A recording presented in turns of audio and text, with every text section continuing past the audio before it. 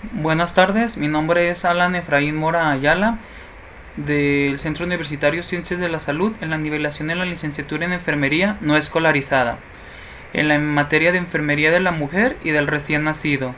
Voy a realizar la exposición del proceso en enfermería en diabetes gestacional. Mi maestra es Rodríguez Almeibet. ¿Qué es la diabetes? La diabetes es una enfermedad crónica que aparece cuando el páncreas no produce insulina suficiente o cuando el organismo no utiliza eficazmente la insulina que produce. La insulina es una hormona que regula el azúcar en la sangre. El efecto de la diabetes no controlada es la hiperglucemia, aumento del azúcar en la sangre, que con el tiempo daña gravemente muchos órganos y sistemas, especialmente los nervios y los vasos sanguíneos. Diabetes tipo 1.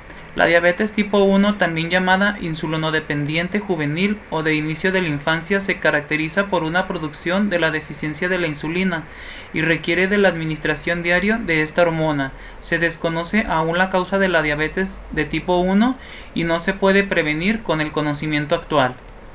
Diabetes tipo 2. La diabetes de tipo 2, también llamada no insulinodependiente o de inicio de la edad adulta, se debe a una utilización ineficaz de la insulina. Este tipo representa la mayoría de los casos mundiales y se debe a la gran medida a un peso corporal excesivo y a la inactividad física.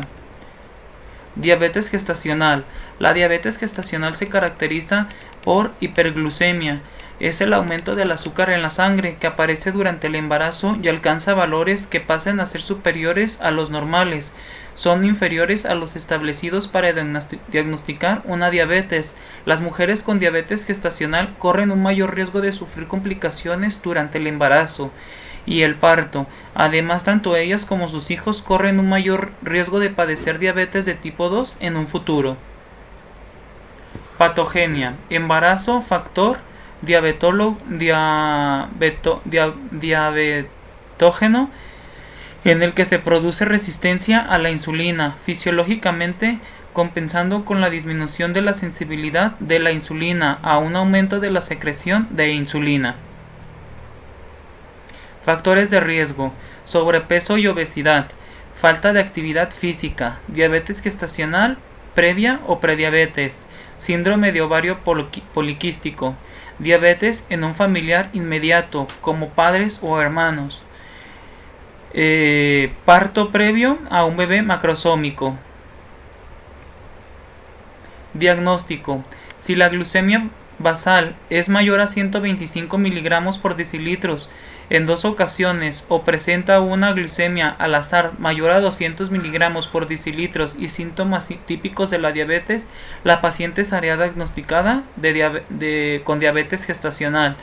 En todos los demás casos será preciso realizar una sobrecarga oral en glucosa, que consiste en la administración de 75 o 100 gramos de glucosa en la embarazada, dependiendo los criterios a utilizar, midiendo los niveles de glucosa en la sangre al inicio y posteriormente cada hora.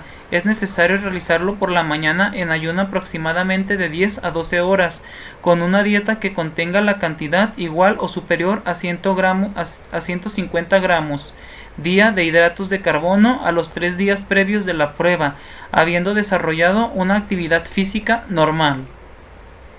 Aquí vemos los valores de referencia. Tratamiento: aproximadamente el 90% de las pacientes diabéticas embarazadas logran la meta terapéutica solo con dieta.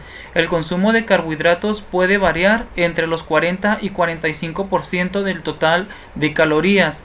Evitar carbohidratos simples o de alto índice glucémico. Se recomienda un aporte de proteínas entre 20 y 25% y las grasas saturadas no deberán exceder el 10% total de los lípidos. En la dieta se fraccionará en tercios y las pacientes tratadas con insulina en dieta se fraccionarán a cuartos o quintos con colaciones nocturnas con el fin de evitar una hipoglucemia.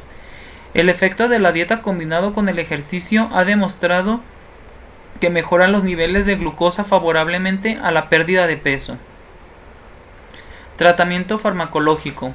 El tratamiento farmacológico se debe considerar cuando la dieta y el ejercicio no logran la cifra meta, que es menor en 95 miligramos por decilitro en ayuno y 140 miligramos por decilitro una hora postprandial, para el control de la glucosa en sangre en un periodo de 2 semanas. Los análogos de insulina de acción rápida como la Lispro son seguros en el embarazo y tienen algunos beneficios comparados con la insulina rápida, menos episodios de hipoglucemia y un mejor control de la glucosa postprandial. Mayor satisfacción de la paciente. La insulina de acción intermedia, la NPH, también es segura y se utiliza en combinación con las anteriores. Nuestra presentación del caso clínico. Datos generales. Nombre: MMC. Edad: 32 años. Fecha de ingreso al servicio: 14 de mayo del 2020. Persona responsable: su esposo. Fuente de información: esposo y la misma paciente. Procedencia: Unidad de Medicina Familiar número 53.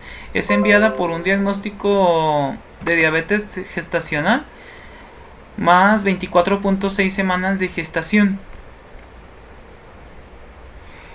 La paciente, a su ingreso se valora a la paciente por patrones funcionales. En resumen, la paciente es una paciente femenina que refiere haber acudido a su unidad de medicina familiar a consultas de control prenatal desde la semana 9 de gestación. Refiere ingesta de vitaminas de ácido fólico y hierro. Peso al inicio del embarazo: 86 kilogramos y 97 kilogramos a la actual fecha.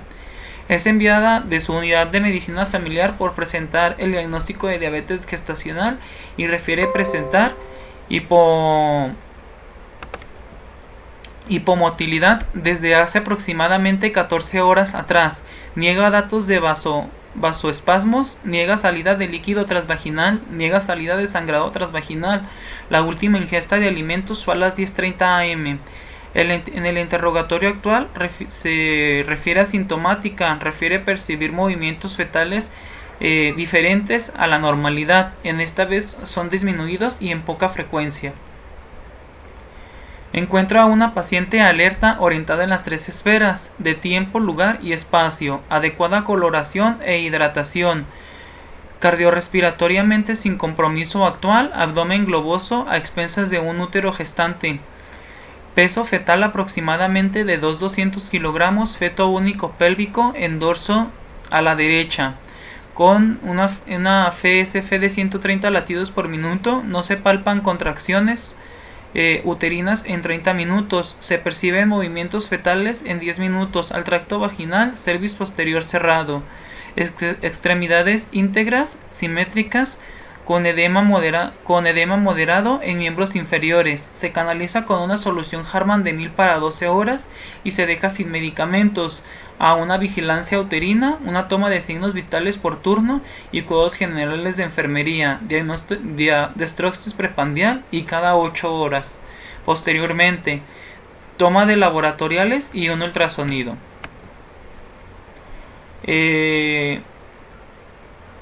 Se le toman los laboratoriales y estos son sus resultados. Posteriormente a los resultados, el tratamiento después de los estudios fue una Harman de 1000 para 12 horas, ceftriaxona 1 gramo IV cada 12 horas, ya que se encontró una infección aparte de la diabetes gestacional. Metformina media tableta vía oral cada 12 horas, cuidados generales de enfermería y signos vitales por turnos. La paciente destrostis cada 8 y vigilancia uterina. Los destroxis obtenidos en la estancia hospitalaria en las primeras horas fueron de 144, 180, 120, 100, 110, 80, 112 y 97. Fueron de mayor a menor. Realizamos el PAI en nuestra paciente, que fue en el dominio 2 de la nutrición. Fue un riesgo de nivel de glicemia inestable, relacionado con los conocimientos deficientes sobre el manejo de la diabetes, monitorización inadecuada de la glicemia. Nuestros resultados NOC fue el control de síntomas y nuestra otra etiqueta fue el autocontrol de la diabetes. Encontramos nuestros indicadores y fueron evaluados por una puntuación diana para posteriormente valorarla, poder resolver esto con nuestras intervenciones NIC, como fue el manejo de la hiperglicemia, y tuvimos nuestras actividades, que era proporcionar la ingesta de líquidos, identificar las causas posibles de la hiperglicemia, y también tuvimos el asesoramiento nutricional, que era lo que decíamos, que era muy importante la dieta para mantener unos niveles de glucosa estables en la paciente. Entonces es importante decirle a la paciente sobre la dieta. Otro diagnóstico de enfermería en la diabetes gestacional fue el dominio 4 en la actividad y reposo, que fue la fatiga relacionada con el embarazo manifestada por cansancio. En esta tuvimos un resultado una tolerancia a la actividad y conservación de la energía.